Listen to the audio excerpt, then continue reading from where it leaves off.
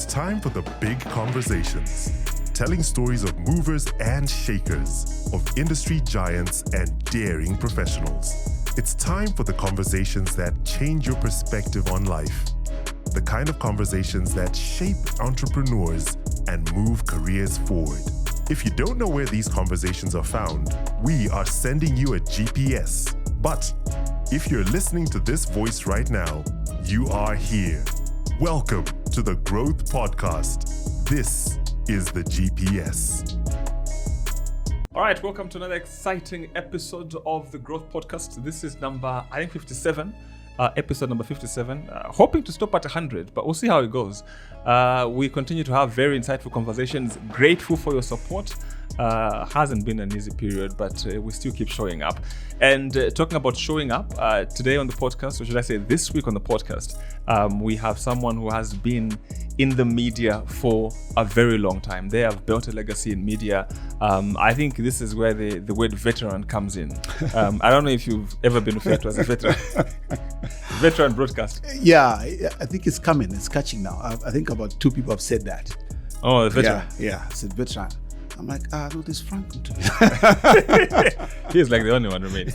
You know? So anyway, I feel like you've joined him. Yeah, well, I think so too. Yeah, it's quite a journey you've had. But before we go into the actual, veteran issues, I've got a few icebreaker questions. If you could teach a subject in high school, what subject would you teach? English. Simplest. I knew you say English.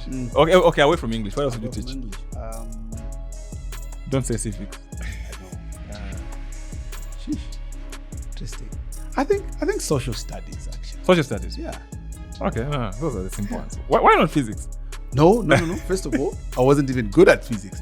I'm thinking that there are very few journalists. You could be the exception. Who are good at science subjects.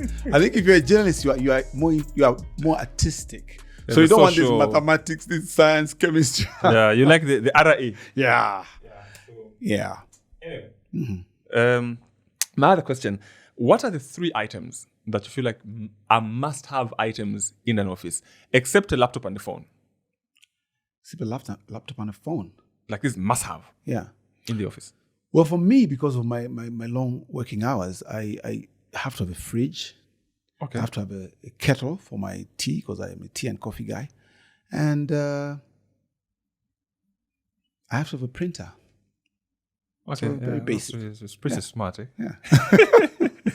How do you describe your job to a 3-year-old? To a 3-year-old? Come on now. How would you describe your job? I think I would say my job is my job involves making people famous. That's a good one. Making people famous. That's my job.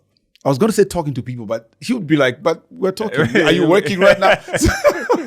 Mine, I think, is I would then say making people famous. I think that maybe they would relate. I don't know. Okay, maybe we can start a conversation from there. Who's the first person you made famous? That would be who's the first person I interviewed.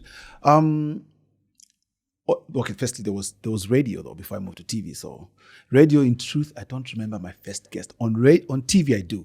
I had 3 guests. I had K Smash, JK, and Lloyd Cusa, who was Mr. Zambia then. Those are the 3 guests I had. They came together?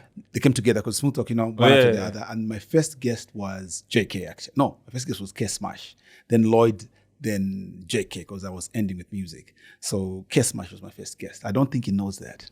I've never told him that. Yeah. Now he knows. But before we go into your actual media practice, what drew you to media? It was a bit of an accident, really. It's not something I wanted to do. Like I dreamt about. Like I know how people would be like. I even used to. I remember reading an article on the Cassius the Floor. He talked about how he would put a box and then a big box and he would sit inside and start pretending like it's radio. So I think, that way you think people are in the radio, in the actual radio. So would get into a box and start talking like a DJ. So so there are a lot of people that went through that where that was their dream. It was never my dream, really. I was one of those kids that really didn't know what they wanted. Every day when the teacher asked, what are you going to be? Whatever comes to mind, pilot, engineer. I was never really but what I wanted to do is write a book. That's what I wanted to do. all the time. I loved reading and writing. So really, television, radio was by accident. It wasn't planned at all. So how did the accident happen? So I wanted to do anything to do with journalism because most of the African writers' books that I read, the author was did journalism or communication. So that's the reason I wanted to do it. But I ended up doing marketing because then my uncle who was paying for my school decided, no, marketing is more marketable. Yeah. So their jobs. You know what? You're going to do this one. There are no jobs here. So I did marketing at Zamim. Then I from Zamim, I went to ZNBC on attachment in the marketing department. So I was working there. Then I met up with Innocent Kawe. And for some reason, maybe because of the IK, we became friends because people would say, oh, IK. So automatically, somehow we became friends. And then I would sit with them because then after that, we're going out maybe in the evenings, especially on Fridays. I'll sit with him in the booth and he's playing his music and I'm just there watching, not wanting to do anything, just waiting for him to knock off. And I would also organize some radio shows because I was selling radio then. So I'd organize some radio shows and I'd give them to him if I get a radio show, a gig. Because obviously, when he gets paid, presenters fee would give me something, you know.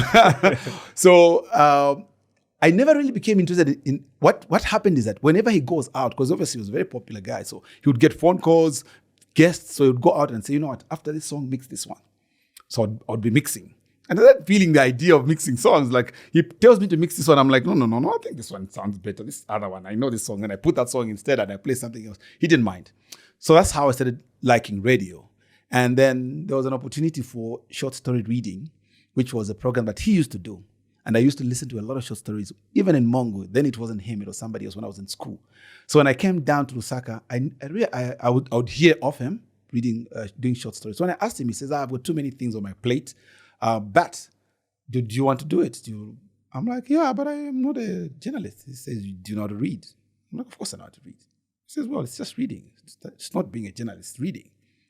I'm like, okay, that's an interesting perspective. So I read. I tried out. Then he went to tell some lady who was running with it then, who was a controller radio. He said, this guy wants to do that sort of stories I used to do. Yeah, in fact, we're missing that. I tried out. They thought my voice was good enough. Then I started.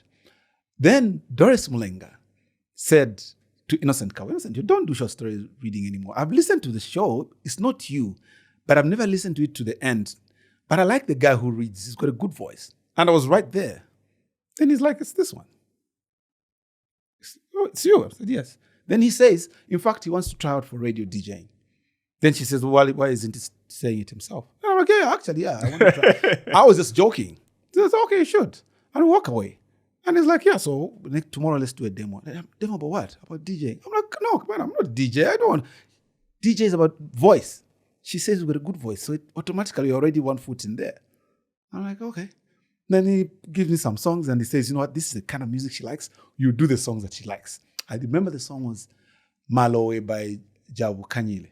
And I actually pronounced it as, that was a song titled Jabu Kanyile by Malowe. He says, no, it's the other way around. I didn't even know that music. So I was just, he gave me the music that she loves because she says she already likes the voice. So it means if she likes the music you're playing, you're in. He was a smart guy. So I did all his music that I didn't even know, her music, a kind of music. And I got the job and I started observing. And I was observing what I already knew because I would sit in for Innocent when he's out. And those days would take long to just watch. So I took like 3 months. Then they confirmed me to start DJing. And I started DJing. And that's how it started. Then eventually, when I moved to SA, I watched a lot of talk shows and I said, you know what, I can do this. The beauty about traveling, man, you realize it's not like I realized when I traveled to SA that Zambians can speak good English, because then I realized South Africans are not that good at English. You know, most of them are not as educated as Zambians or as exposed as Zambians because most of them have not even traveled much, you know. So I learned that, so Zambians are good at this. You know, I did a stint at East Coast Radio, which is more of a white radio station. But they kind of liked me there as well. And I was just trying out during the festive season. So when I came back, I was very confident of myself now. And I watched TV, I watched talk shows, and I'm listening to them talking. I'm like, and they hyped that show. It was Fresh, what is it called? Fat Joe Live. And they hyped it in the papers. And I'm like, I was really looking forward to it. And when I watched it, other than the set, I'm like, but I can do this. There's nothing to it. You know what I'm saying? So from there, I started thinking, you know what? If I get to go back home, because then I was intending to stay home, to stay in SA, because my mother's from there, so I was relocating. But I wasn't feeling it. My papers were taking long to come out, and I started thinking about home, then eventually I came back. That's how I then also went into television, because of what I was seeing. When I got back, I proposed the program to them. Though the proposal was written, but also having it be on TV was another story also that happened. I held it looking for an opportunity. Then the opportunity came very unexpected, but it happened, and yeah.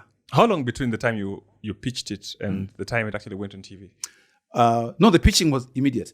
The time I wrote it down, my plan was it should take a year. Mine was, because when I got back to Zambia, quickly I went on radio because they already knew me. Yeah. Doris Mlenga, Justin Nshimbi, they knew me, and they said, "Oh, you're back. Oh, no. In fact, if you want a part-time job." So it was very easy, and I got the job. I was part-time DJ. But I wanted to go on TV because of these ideas that I had. And I told myself, well, let me give myself 1 year to get to know what's happening on TV. Because then TV and radio were really apart. There was no one doing radio and TV at the time that I was there, that I was now at ZNBC. So mine was, let me get to know the Francis Ndovis, Doreen Mukanzo. Somehow I'll get to know them and then maybe introduce myself. So I gave myself 1 year. It happened after like 6 months because of a situation that happened that pushed me to do it. What was that? So Derek Nyati came to Zambia from Isidingo. Yes. Very popular guy. And when he came, obviously massive. And he came for Ngoma Awards. Mumba Kapumba was the president. So I went to Mumba Kapumba and I told him, would like to interview Derek Nyati. But then I was organizing all that for Explosion, Alec Mugala's show. He didn't even know, because I liked Derek Nyati so much. I went to do that even without asking. When he agreed, then I went to the NBC and told Alec. No, I didn't find him actually. He was at the rehearsals of the same. Went there, he was busy. I told him, there's something I have to tell you. He says, no, come later, because NBC is live, so you can come as well. So I went there. Then at some point after the show now, there was dancing going on and whatever, greetings and blah, blah, blah, photos. I went to see him. I said, look, I've spoken to Mr. Kapumba. He says you can talk to Derek Nyati tomorrow at 10 because he's leaving, at 9 because he's leaving at 10. He's leaving for the airport. Then he says, you know what? I'm really tired. I don't think I'll be able to wake up, because he was the one running the show. So he said, but you know what? Do the interview, then just give me the clip or run to an explosion. I'm like, oh, okay, I can do that. Yeah, just do that. Go to the newsroom, ask them for a camera to say, we've got this interview. They'll give it to you because obviously it's Derek Nyati, everybody's excited. I said, okay, cool. I hardly slept. Went back, went to the studio, went to the newsroom. I told the guys there, Alex says I do this for him. Oh, he says, oh, no problem. In fact, then one of the people came. I don't know that I want to mention his name because I don't know that it's a good thing, but it ended up being a good thing. He told me not to worry. I was also looking to interview Derek Nyati at the airport. But since you've got an interview with him at the hotel, let's go together. I do my 5 minutes. Then you do your 30 minutes that you've planned. Oh, cool. I'd laid it out. I told myself I'm going to tell Derek to stand by there's a pool at that place, Ridgeway. It used to be called Ridgeway. Then there was a swimming pool. Yeah, I want him to stand there and I'm going to be looking for him. Then I'll see his dreads and I'll say, that's on camera. So all that, I'd planned it out. And then I want us to be walking as we're talking. And we're working with Cuthbert Meaty. Yes. So Cuthbert, you'll be walking backwards as we're coming to you and we're just chatting. I want it to look real. All that planned out. So we get there. Then that same guy says, you know what? We'll do our interview first. They sat down. The interview, Mr. Kapumpa, Derek, and some other guy from SA. The interview starts. It's 5 minutes. As we just use 1 minute for the news. He said, cool. He's there, and I'm there thinking about my questions. I'm looking at my watch, 10 minutes, 20 minutes. 30 minutes. And it's on. So I then, of course, I didn't even know that I can even ask because it's obviously a recording. But you don't know anything. So I think I can't stop. I can't say anything. You're just there watching. 45 minutes interview. And I'm just there. I'm like, this guy. And he was giving, I was sitting, he had his back, he had my back, his back onto me. So I couldn't talk to him. I couldn't signal to him. I'm just watching him. And Derek and them are laughing, but they're having a great time. Then after that, thank you. They stand up, all of them. I'm like, no, they're about to go. So I rushed there. I'm like, no, remember I said that. Then Mr. Kapumpa says, and Derek looks around and looks at his watch because he's supposed to be at the airport. Then Mr. Kumpa says, no, but he has to go to the airport.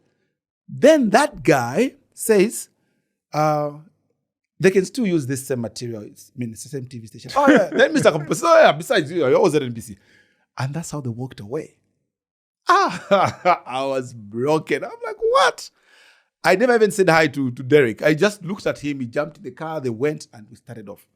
Well, we go to whereby the High Court. And I told the driver, I want to drop because we're going to ZNBC. So why am I going there? So I dropped to walk to UTH to jump on the bus to go to Chilenja where I was staying by the bedsitters. Then he asked me, the same guy, to say, you seem upset.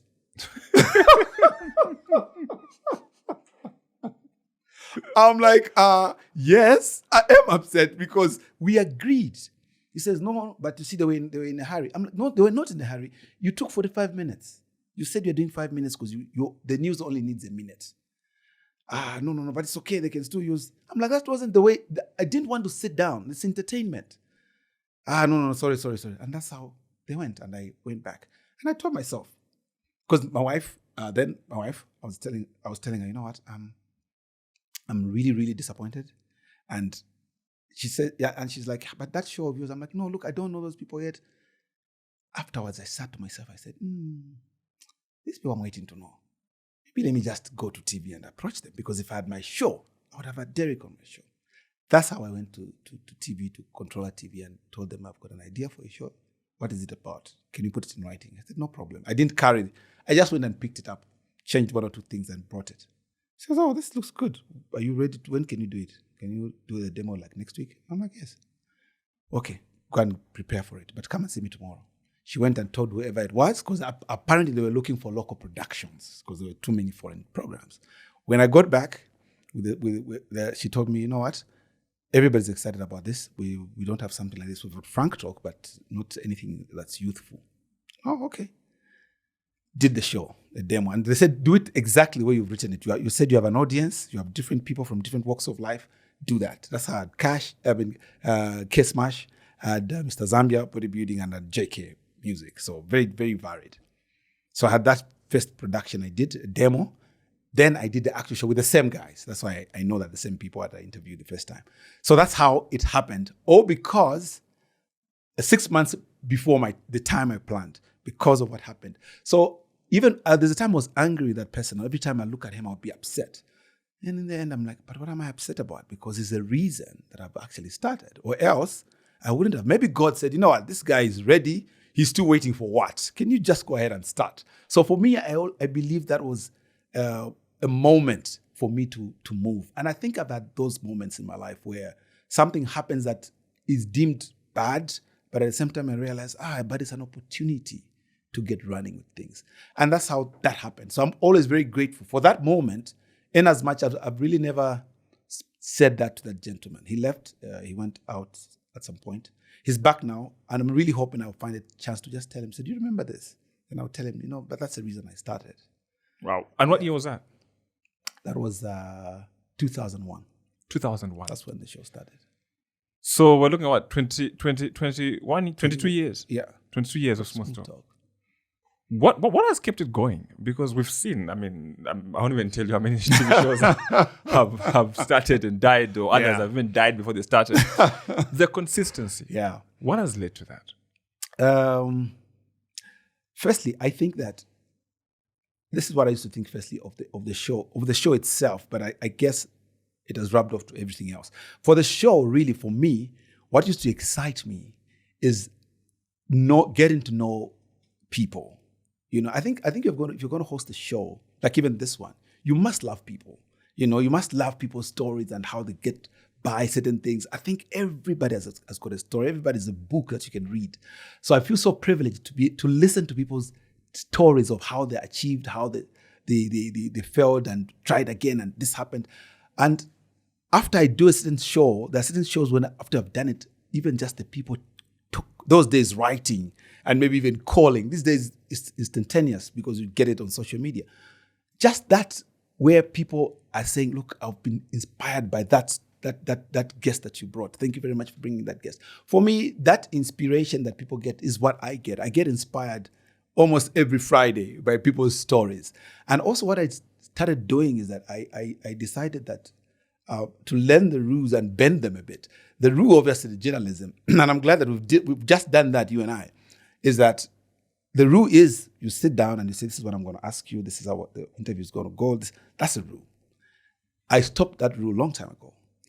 I decided that I'm going to laugh because I think it's funny. I'm going to be sad because it's sad. And how that happens is because I don't know. So I will know of your story, but I'm not going to delve into it. So I had a guy from prison, the first guy I interviewed, Paul Mixer. He was 30 years in prison. He came to see me and said, hey, Innocent, I'm from prison. I only came out 3 days ago and I decided I wanted to see you because I followed you a lot in prison. I'm like, you guys watch TV? He says, yeah, there are TVs everywhere. So I know he started telling me the programs I do and the guests I've had. I'm like, what? So he then said, but I want to be a musician actually. From your shows, I felt I could be a musician. My dream is to be interviewed by you. And I said, okay, let's have you on the show next week. And I went and asked to say, do you have prisoners, like we've never had? And it was, look, I'm prisoner, I may as well come back. I decided, no, I'm not going to ask. Let them tell me you shouldn't have done that. So I brought him on and I learned his stories alongside my viewers. I never sat down to listen to anything. And it was exciting, scary, enlightening stuff that he was talking about. And I feel that then I really get inspired. And I feel that also I communicate that to my audience because I'm being real. I'm not. You're reflecting the emotions. Yes. There's one show where I had this gentleman who was into gospel and his wife died in an accident, bus accident. And he told me that I'd heard that story. So I told him, can I have you on the show? He says, yeah, I'd like to inspire people because obviously, and those days the accidents were happening a lot. So again, we just spoke that way. On the show, he started telling me this story. It was a sad story. At some point, I could not ask the follow-up question. And I just said, let's go on a break. And the guy said, when we're editing, let's remove this part. I said, no. Leave it, because this is raw, this is real. For me, that's what so that's why I think one of the reasons I really love the show is because I learn alongside the audience. I feel what the audience is feeling. I get inspired because the story is being told and I'm getting inspired there and then. I'm hearing it the first time. It's not something you would tell most journalists to do, but that's what has worked for me, I think. The fact that I equally get inspired with the shows. And yeah, of course, there are times when you feel like, oh man, when I've had shows that I've not brought, because the fact that you don't talk to people before means that you might have a terrible show, and I'm sure you've gotten to people where on the set, then they're just like, yes, no. I'm like, come on. Then now you don't have to tell me, so I wish I'd asked him, then I could say also that thing you said, yes. But I don't have that. I know nothing. Yeah. Like we were discussing before you came on, said, tell me that. No, that you don't get. But also, like you said, your job, you, for the most part, made a lot of people famous. How was it back in the day? I think some is it like 2-3 weeks ago I had General Ozzy here, and he talked about how hard it was for a musician to just break out. Today, I mean, you don't need TV. Social media can just make you. Yeah. But those days, like TV was their lifeline. How was it for you handling that? Because I can imagine how many times your phone would ring, the demands, I've got an album, I want to come and perform, I've got a what, even you never heard. How did you manage that? How was it back in the day? Oh man, obviously it was very difficult. It was really, really difficult to pick out who is who. And I had developed a way of just being truthful, because I learned very early that if I don't tell someone the truth, they won't stop pestering you. So before I would say, no, your song is good. Then as long as you've said that, then you say, song is good, but I'm booked for the next 2 weeks. My friend, after 2 weeks, they're back. Then now I'm booked for the next, I think another 2 weeks. I think you are going to discourage them. They are right there. Then I just said, then you feature them, even this is not a good song. And I decided, no. I think I need to be truthful. I'm going to help them by being truthful. So then I would tell the truth. So Dandy Crazy would tell you, for instance, he told me, I couldn't even remember because there was so many. He says, you know what, the first time I came to see you, I told you I've got this song, and you told me it's not a good song. He says, I came all the way from the Copper Belt. I didn't even know where it was coming from. And then he just said it's not a good song. I was angry. I almost cried. I walked out of the office. I was really, really upset. I'm like, well, sorry. What song was it? I'm like, did it blow? He says, no. I'm like, well, then I was right. I was probably right. So really, I think, because there was so much going on, you had to learn quickly. You had to devise methods. So for me, I just decided I'm going to be truthful with what I'm saying. And, and I'm happy that some people have come back to me to say, you know what? I was very great. I was upset when you said this to me, but later on, I changed my style and I did this. And at times I'll tell them, why are you trying to sound like Danny?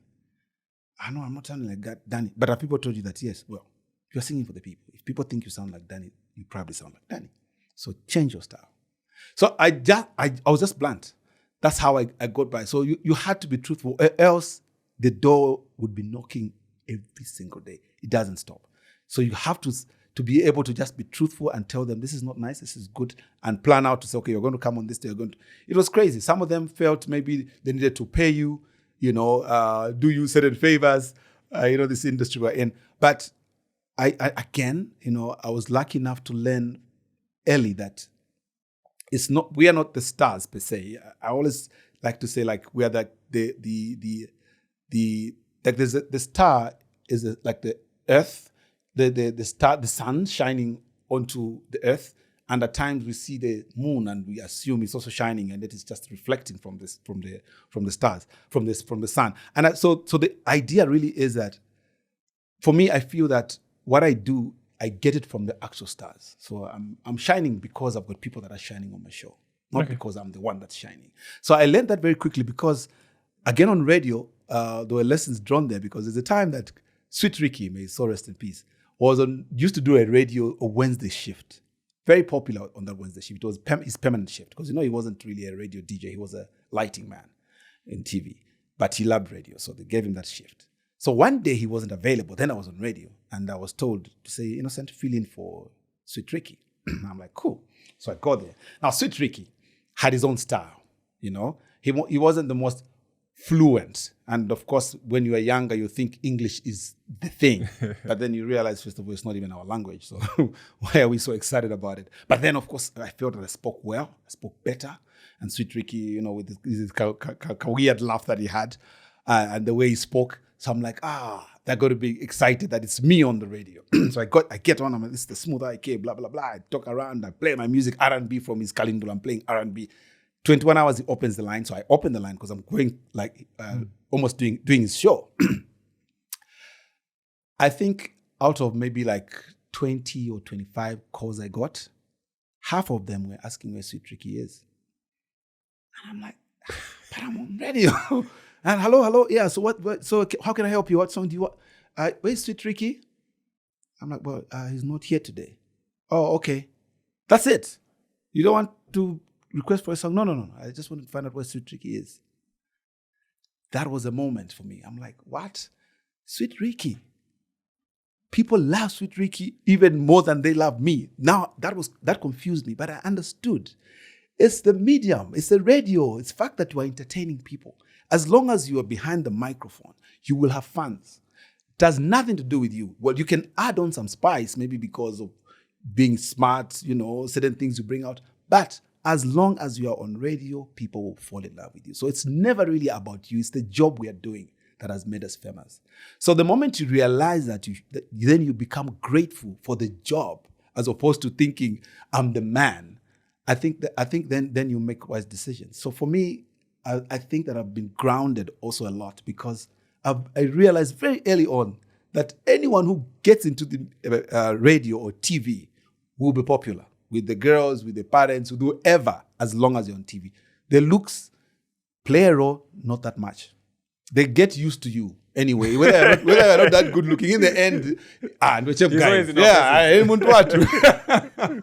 so it doesn't matter. Not even your voice doesn't matter in the end.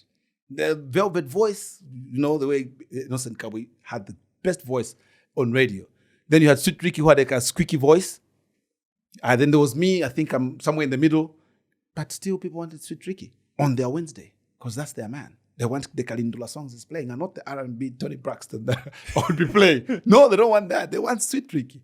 So the moment you realize that really we're privileged to have this job, and it's because of the people that we are famous, and because of the little that we know that has allowed us to be on radio, then you begin to be grounded and you begin to think differently. So I think for me, what has grounded me all these years is because I know that I'm privileged to be behind the microphone, privileged to be in front of a TV, the cameras. And I don't take any day that I'm on TV or on radio for granted. All right. Apart from that, what other lessons have you learned in the over 20 years that you've been doing media? Well, there's been some new lessons where social media is concerned. Oh man, I'm thinking that because of some of us were from the era of non-social media. I never really got too crazy about social media. It took a while actually. I didn't really think. But now you realize it's a thing. You have to be on social media. There's a point that I was on social media, then I was hacked, and I said, I don't really care about it. But now I know, firstly, you can make extra income on social media. But also, that's where your fans have moved to, But now, the lesson now, especially, is that, because I can talk about the lessons for then, but then they might not apply. Yeah. The lessons now are that the same way people would make a date with you on radio, now they will follow you every day because you're on social media. Because even if you are not on social media, whatever you do, if it's something that is worth talking about, it will come to social media and social media will talk. So mine is that, again, you need to, first of all, appreciate that people will talk. They will talk every day, all the time, as long as you're in the limelight. You are in their bedrooms, you are in their lodges, you are in their cars, wherever, you're on their phones these days. So they will talk. So you need to appreciate that and know that that's the job you've picked. I think there are people who think they can be oblivious of that and live their life. As much as possible, live your life. But you have to be cognizant of the fact that you will be watched and the story will come out of you. So for me, what I've learned, you can't have your cake and eat it. There are certain things you cannot do because of who you are. It might seem like, wow, but you just be yourself. Yes. But firstly, you might influence some people wrongly. You get, as a guy, maybe you might like a girl and you think, let me just step, because of who you are, there are a lot of young people that follow you, that want to do what you're doing. And some of them will defy what their parents are telling them because of you. There's a time this guy came to me and said, you know what? You are the reason I would refuse to wear brown shoes. Because then I used to joke about brown shoes. I would say, I would tease my camera people around me, like, you're wearing brown shoes, anybody in the audience. And for some people, it became a thing that you cannot wear brown shoes. So it's small. So this guy said me about brown shoes, and I stopped talking about it a long time ago. I was like, you know what? I would refuse when they buy me brown shoes. I'm like, no, I'm not going to buy brown shoes. Innocent laughs at brown shoes. Just like that. So at times we don't see the impact that we have because for you are just being you. It's your job. It's your regular job. And yet it's not. An accountant has a regular job, behind the closed doors. I think that's what it is. An economist has a regular job. Anyone in the media, your job is not regular. It can be regular to you, but it's not regular to the people. They are interested in what you say, what you wear, what you eat, everything about you, your wife, your children. So if you don't want that kind of drama, for instance, then don't bring them on. You can't put your wife on social media and your kids, and then you get upset because now they're saying, oh, your kid has got a big head. Well, you are the one that put the kid there.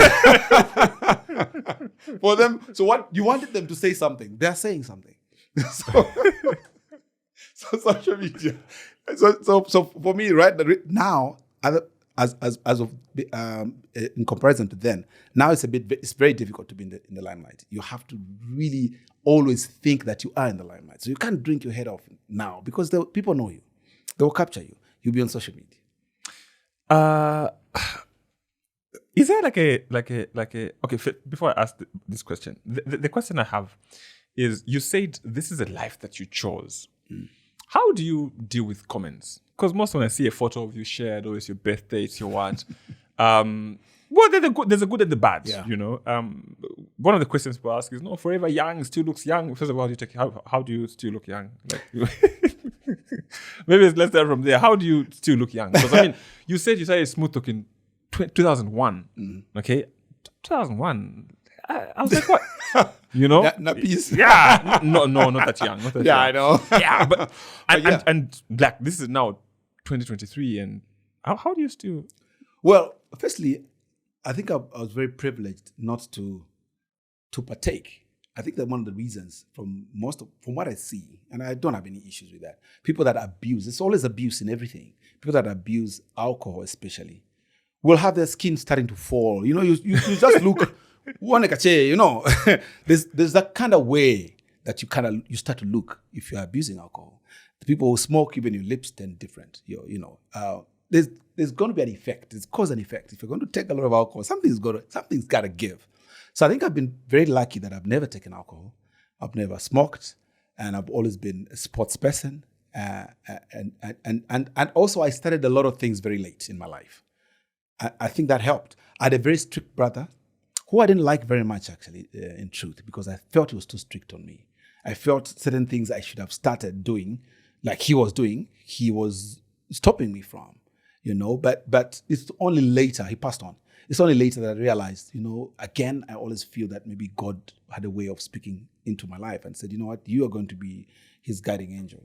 So he's not going to start the girls thing. He's not going to drink now. He's not going to smoke. I didn't do a lot of things growing up.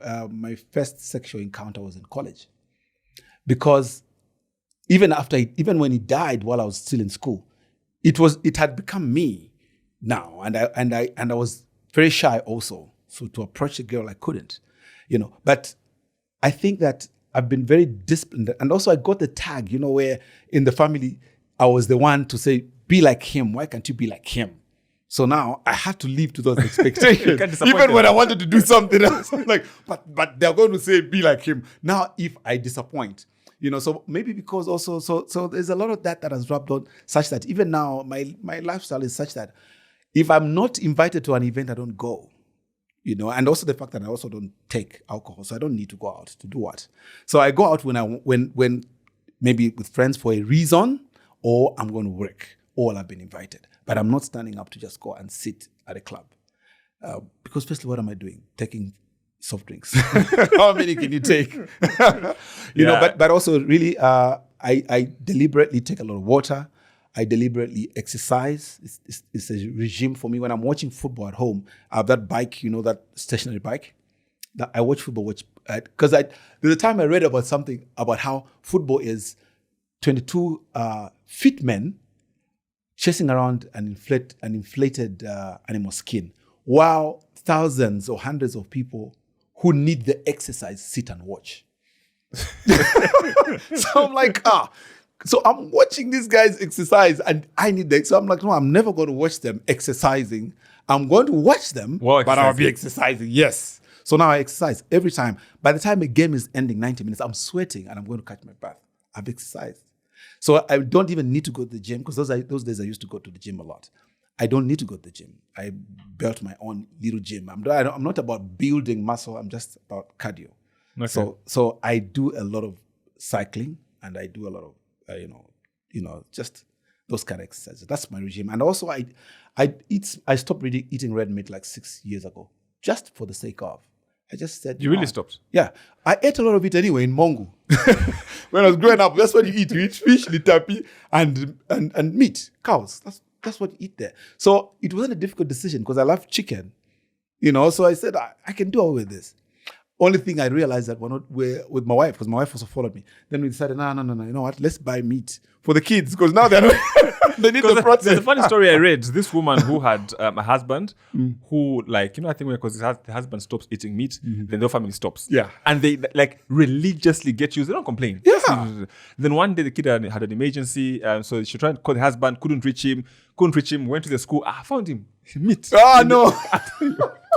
In the canteen at the office.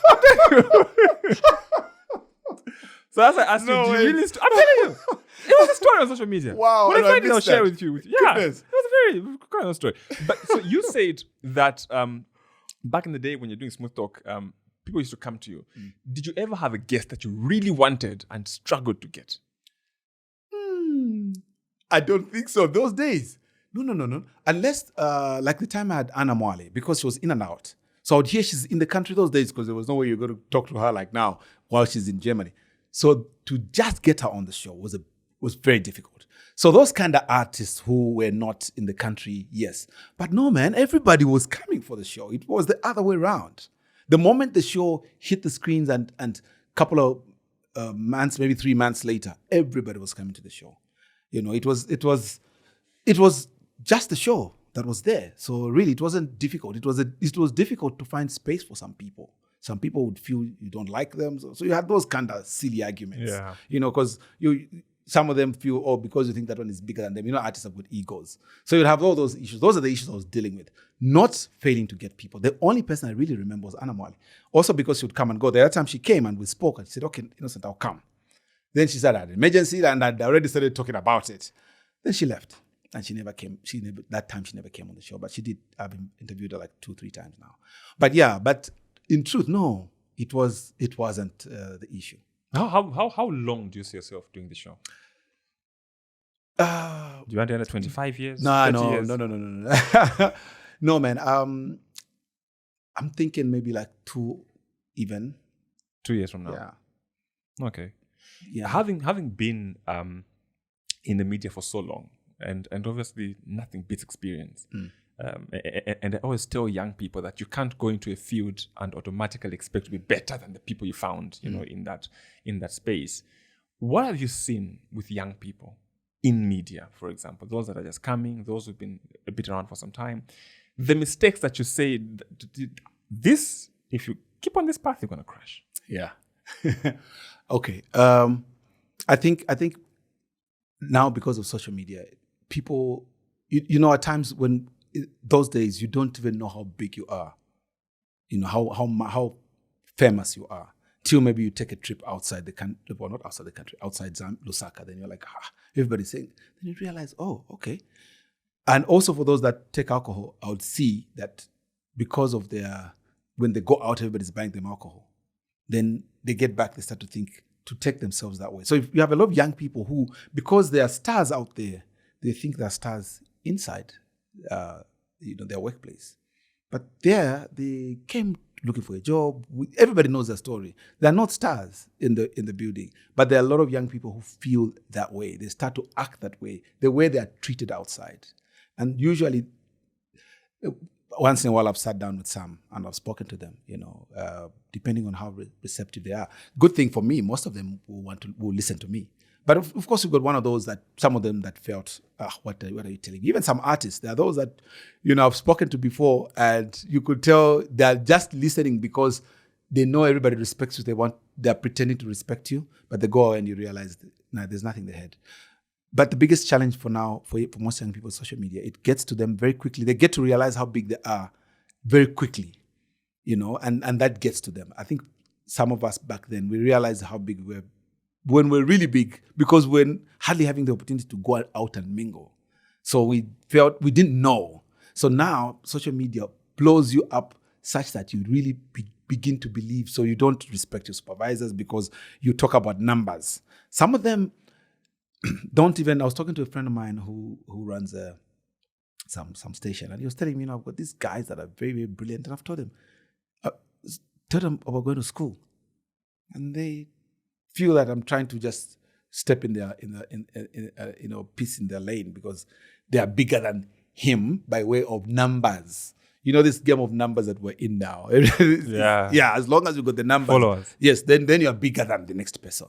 It doesn't necessarily mean that, but of course, that's what is misleading a lot of young people in the industry now, because they'll get the numbers on the social media, maybe because they know how to play around with social media. So they get the numbers and they think that they're very, very big. So now they're not respecting, they're not following the rules, they're not doing the basic things. You know, everything is basics. You have to just follow the basics. Just get used to the basics. But you find they'll come at whatever time they want to come. They don't go through the script. So that for me, social media for me is the biggest challenge that young people have. It really gets to them and it destroys them in the process.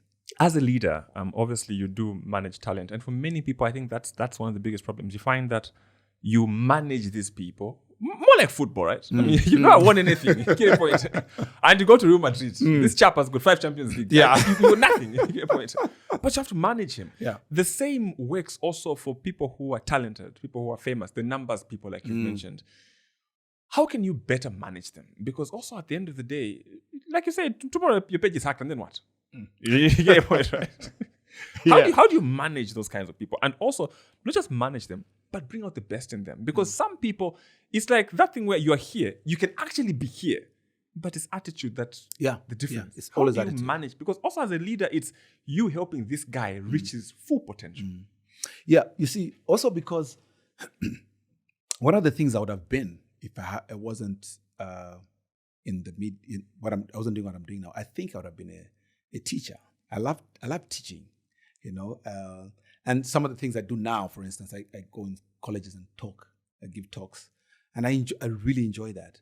And I've noticed, for instance, some of the people that I work with, like Cass and Jolie for Born and Bred, my presenters, they love to listen to my stories of what used to happen, what is happening, how certain things. And I've realized that also that's one way of teaching these young people. You tell them stories, not necessarily, you can, because at times you see an attitude, so you don't attack the attitude. You tell a story that has to do with the attitude. They will get it because they're smart kids, these kids.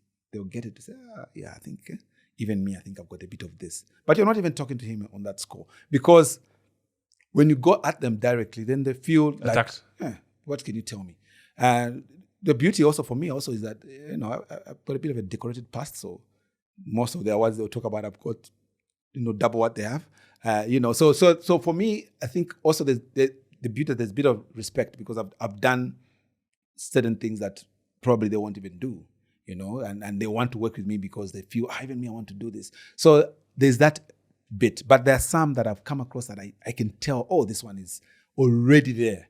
So for those, I really like to just give them the stories of what has happened before in our industry, and potential of certain people. And I will even use certain people that they know. This guy, what he used to do this. I heard, and I'll tell them the story and I tell them why things didn't happen. And I'm like, what? It can happen to all of us. We're just human beings. So we just need to be careful. We need to do this. So it's, for me, I teach in that way with the numerous stories that I know because of what I've been through is what I try to use to the young ones because I've made certain mistakes myself. Okay. Yeah. You mentioned that you talk to students in these universities, and I think I saw an ad for when you went to the Copper Belt with Ellen Day. Yeah. Yeah. What is your consistent message to young people? What do you like to tell them about? Firstly, I deliberately I made my own program to do with social media. I literally just broke down what social media is about, and I listened to other people talking about social media. So I've made out my own, PowerPoint, whatever presentation that I give out, and it's proved to be very popular. And that has made me very proud because it's something that I've deliberately designed. But other than that, I talk to young people about branding yourself. I talk to young people about consistency, because these are the things that people talk to me about, that talk to me of. So I think it's very easy for them to look up to and say, journalism students, depending, sometimes I'll talk to them about production, But I will, and also I talk a lot about life because I feel that there are a lot of motivational speakers who talk to achieving, talk to, how to be a success, how to make money, and I always feel that the one thing we leave out is actually life. It's life that can make you fail to become. There are a lot of intelligent people who we are all shocked they didn't make it. I had a friend in school who was really, really smart. And those days we used to believe people who are left-handed are very smart. Then where's Sophia's glasses? You know what? So he was a lefty, very, very smart. Then we graduate. I come to Lusaka. He remains in Mongo. And for some reason, and again, it's some of the things I talk about, when you're in school, you're following everything that this one is saying, you're all a team. But when school is done, it's very strange, even in the days of phones that we have now, some people, you'll never see them, like 10 years can go by. That's just the way life is. That guy was a close friend of mine. I never saw him, like 5 years went by. I never met him. But I would say, where's this guy? I would ask the other guy, no, he was Mongo, last I heard, blah, blah, blah. But he didn't go. didn't that guy go to college? Didn't he do well? Turns out, during that there's that 1 year where you're not doing anything. The gap year. Yeah, that gap year. During that time, he impregnated some girl. And the parents decided, this is your woman. They brought the child and they said we're not doing anything with this girl. You impregnated her, she's yours now. His parents, his brother, he was saying with his brother said, no, you're not bringing find a place, find something to do. She's not staying here. The parents couldn't reason. The brother decided, I'm not keeping a woman in here with the child. Sort yourself out. I took you to school, this is what you do. The guy went and started renting some place somewhere, started working for Coca-Cola. Packing, because it was grade 12. Yeah. Packing crates. That's how that guy ended up started drinking, obviously. Most youths always tend to that. And right now when I meet him, I carry some clothes for him, he's just never gotten out of it. And that is life happening. These are things that happen. But we, of course, like I said, there's nothing wrong with being taught about how to make money, how to be a success, how to study, but we need to talk about life because life does happen. That guy with all his smarts never got the opportunity now to study because even his brother said, you are my friend. You are doing you. Don't even come here. He couldn't make any other plan because his was just book smart. He wasn't the street smart guy. Nothing. That's how it's up to now. The other time we exchanged numbers. Next thing, I don't know what his number is because it doesn't pick up anymore. I go to Mongo. I don't meet him because I don't even know where he stays. I was told he stays somewhere in the sticks. It's the life, and his life literally just ended like that. And next, she was pregnant again because they were staying together. But anyway, all I'm saying is that I like to talk about life as well. Like this. All this you are hearing about doing this. The most important bit that can allow you to do that is to take care of you. Be smart about yourself. Don't follow what your friends are saying. Like I always say, even in my talks, I was very popular because of football. I was a good footballer. So then I was popular with the girls as well. And I had a girlfriend in grade 10 who I was with till grade 12. And it ended in grade 12. We never had sex. Because we told ourselves that we'll only have sex when we get married. So we never had sex. Even my best friend, the one who used to sit next to me, knew that I had sex. Because I could not tell him I've never had sex. He had sex before. So again, the story there is that, first of all, don't be fooled by what people say. And these days with social media, they'll post all these things and you think that's their life. And then you want to do the same. Then you get yourself caught up when you've got so much potential. But you get caught up with the wrong things that you can always do at the right time. So I like to talk about life because I think that that's what we don't even learn in school. No one teaches you about life. They will just teach you mathematics, whatever. We're just talking about school subjects. That's what we learn in school. But who teaches you about life? That don't do this. This is your parents will skirt around things because that's what our African tradition is about. Yeah. They will not tell you the truth. So I'm very blunt in my talks when I go the life, and that's also very popular when I talk life and just how decisions that we make and how at times we're fooled by other people. People enjoy that, and I know because they don't hear that. So when somebody's blunt about it and tells them what it is for real, it's you tell them like, look, sex, yes, some people prefer without a condom. Yes, it probably is good. Actually, I think because that's the way God designed it. Actually, but yes, that's the God's design. Only that if you don't want to have kids, if you want to pursue a certain career, this is what you do. Also because I don't tell them that don't have sex because they will have sex. They always have sex. I will tell them my story and it's possible not to have sex. But in truth, these days with the social media bombarding them, they will have sex. To tell your kids, your children, not to talk about sex with the kids because they shouldn't know, well, maybe some of the sites that are on, you don't even know those sites exist. Yeah, it's like they say, what you don't teach your children, social media will teach them. Yes. And you won't like how it will teach them. Uh-huh. So I feel like, anyway, but and also I feel like a lot of us need a bigger brother, and I feel like that's a role people like you play. Because to be honest, I think when I first came to ZMBC, Chanza is the one who told me, young man, bright future. But people in media, women are their downfall. Yeah. Because look, like you said, you don't have to. You said when you're young you were shy. You get a point. Yeah. But now when you're out there, you don't even have to talk. You get a point. Someone will just come to you. Innocent. And she knows me. It's even easier, and you know you go down that path. But obviously now you are obviously reflecting on retiring in the future. What kind of role do you want to play away from when you leave ZNBC? When you leave, obviously you can't leave social media to always be there. But when you have more time, you know, what kind of life do you want to live, and what kind of impact do you want to have away from what you're doing now, especially on younger people? Okay. Firstly, I always say though that, you know, all of us, some people say they're writers or authors, and the thing is that you can only say an author when there's a book. So I'm not an author, but there's a book that's done. It's an edit now.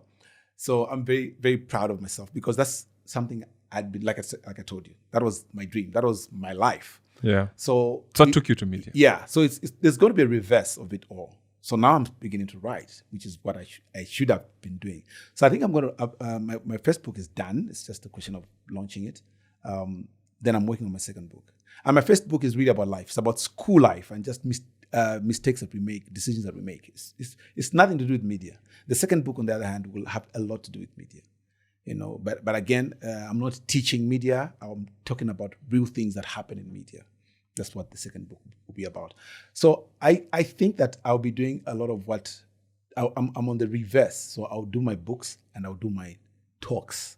You know, I feel that I can, the knowledge, the longevity that God has given me and the experience that I've had, I think is for a reason. I think for me, my reason is to be able to share and just, you know, one person in the industry changes and becomes who they're supposed to be, because all of us are destined for something, just that on the way, we kind of mess it up. So if one can just break through because of what I've been able to say to them, what the lessons I've learned from me, what I've learned from my books, for instance, is for me what will make me content. That's what I feel I'm going to be doing going forward. You know, talking, writing, and just relaxing, because I've really worked in my life. I love to work, and I've been very lucky. And I feel that, again, a lot of people fall into issues like media and whatever because of the lights that they see, the lives that we live. Right now, they'll see me on this podcast. They'll see me at some event. They'll see me on TV. And I want to do this. And you see, for me, like I told you, it's not all this I didn't want to do. And maybe that's how come it really worked for me, because it's not something, not to say when you want it can't work, but I'm just saying, I never really got carried away, because it's not like, oh, no, I'm living my dream. I'm just doing things and I'm enjoying it's like what side I'm effects. doing. Yeah, that's all. But young people see the lights and they want to become, but they don't know the roots and the trials and tribulations that lead to that. And most of them just fail, because of whatever temptations that they have going forward. So for me, really, it's about turning around what my laid out plan was. And again, it talks to teachings about life, because things don't happen the way you plan them. Because if I had planned my life, I would probably written a book first, then probably became a teacher. but the script has been flipped. And I'm happy though, because I feel that I'm happier in this process, even if it wasn't by design.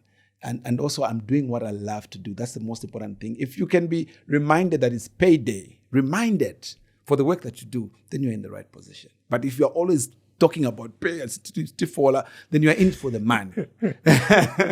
My last question, what 5 things would you like to say to young people? If you were to advise a young person, 5 things you'd say to them? Oh, 5.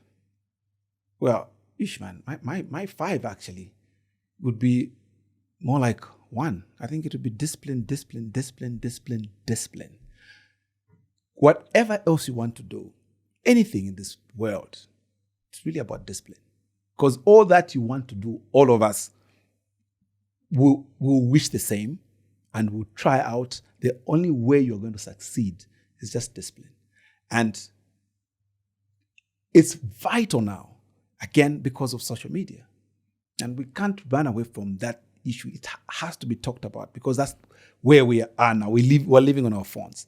So because of that, it means that whatever else you've planned to do in your life for yourself, without discipline, it's not working.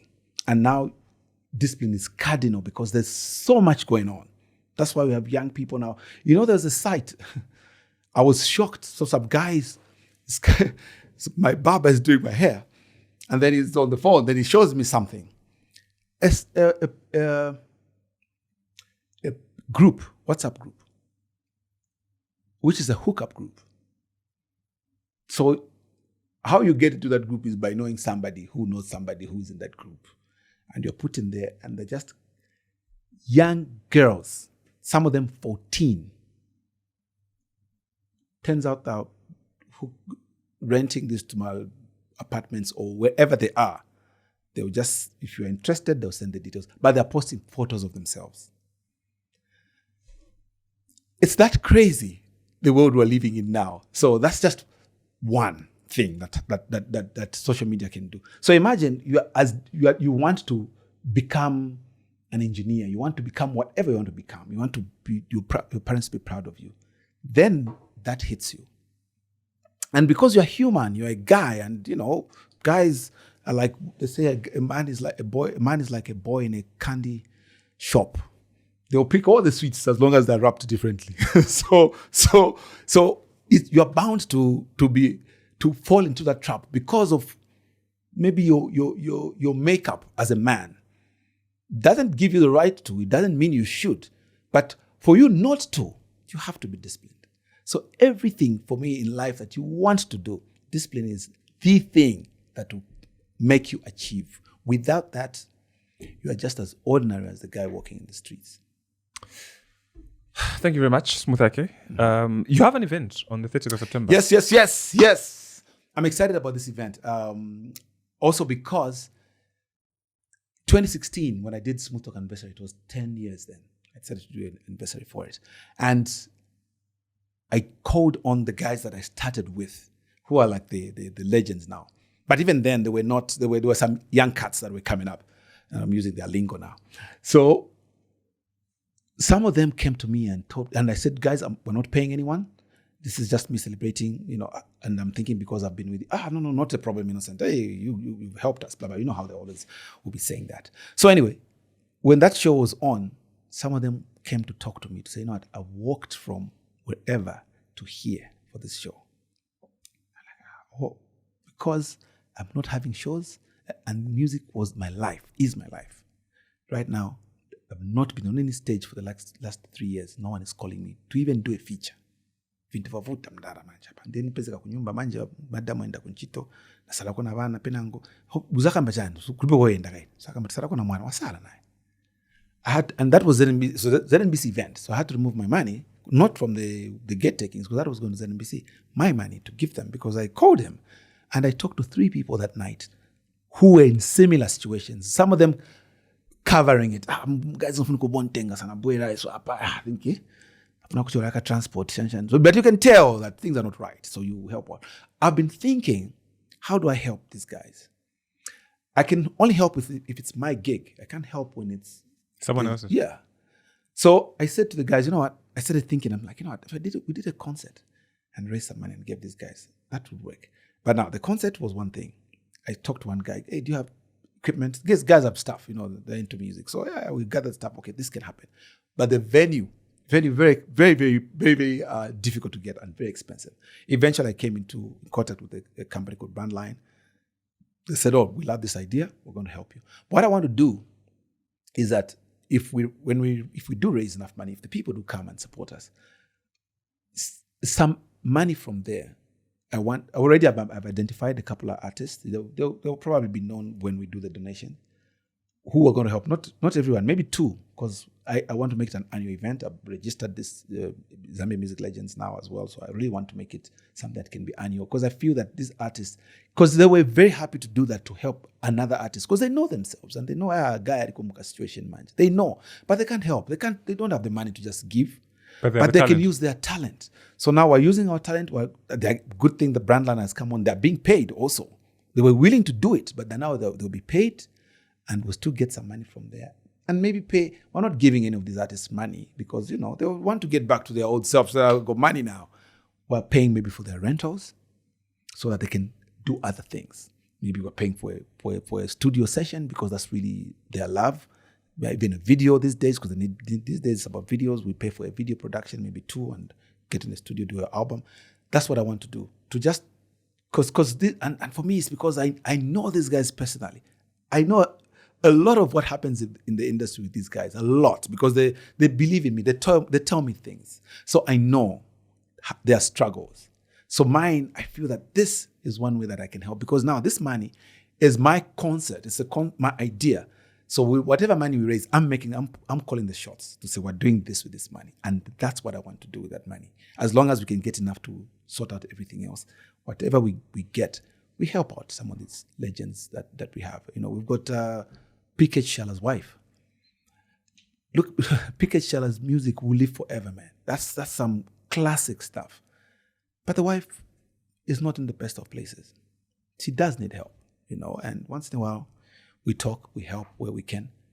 But I feel that we owe her that much. And again, we're not saying she's supposed to fold her hands and ask, and I don't think that's what she's doing. But I'm just saying, life happens. Like I was saying, life is also something that we need to take care of. Maybe she sat down and said, hey, PK is here and is bringing in the money, we're good. Then things happened. Now, maybe where to start from. Maybe never got the help.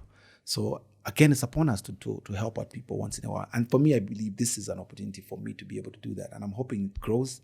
And also that the day I leave it to ever, because it will be there. It's like Miss Zambia now. Somebody has the rights to it. Whoever wants to do it, as long as I will then say, okay, whatever you do, this component has to happen. Because whatever time that will be, whether it's 10 years from now, there will be somebody from this generation who need help. And the guys need to be able to help out the other guy. That's my cry. Brother's keeper. No, it's a good initiative. I think also for me, really, it's that thing where you begin to do things beyond you. And that's something most people lack. Just the idea of we're doing. It's not for me; it's for the next person. Because to be honest, I've never organized a concert, but I can imagine the headache, the stress that goes into it. You get the point, eh? Because even just organizing a weekly show is work enough already. Now you have to organize ticket sales, the band, the venue, the vendors, the what, all of that, just to make sure that someone else has got a place to lay their head. So I feel like it's a noble cause and deserves to be supported. What's the venue again? Polo Fields. No, where the Polo Fields is, the famous Soccer July place. Yeah. Yeah, okay. That. Yeah, no, thank you so much, and wish you all the best with that. Yeah, well, thanks a lot. Yeah, we'll try and see if we can make it. I just never attend concerts, No, you never do, man. I never and maybe because you don't drink, so yeah, because even it's hard for me. It becomes, you start to see it standing around. Yeah, like you just and finding and soft drinks finish fast. I don't know why, but no, they're finished. Yeah, because but it's a mixer. Is always there. You get point. It's a mixer. So what you're drinking the mixer. The guy taking alcohol is also taking our drinks. Yes, yet we're not taking the alcohol. It's a mixer. So just leave. So I feel like, why should I leave home or go all the way 10 minutes? So just stay home, watch football, or something. Yeah. But otherwise, all the best with that. Thank you so much. Yeah. And we're always watching. Really, we're always watching. And the thing I've come to learn about people is they are watching. And there are some people who follow you silently. They'll never tell you. You mess up, you disappoint them, and they just leave you. They don't even come and comment, nothing. They just rule you out. Yeah. And it's hard to get those back. Yeah. But I feel like you're on the right path. And honestly, it's consistency. Because you've never had a scandal. You get a point. As I'm saying, and it takes a lot. Because you were there at a time when you could misbehave and it won't trend. No way, it just ended. You just died. You get a point. But the fact that you're still here, it means you've done something right. And I feel like the next generation really need to spend time and money and say, smooth, okay, let me take you for lunch. How'd you do? But also it takes a lot for someone to sit down and say, I want to learn.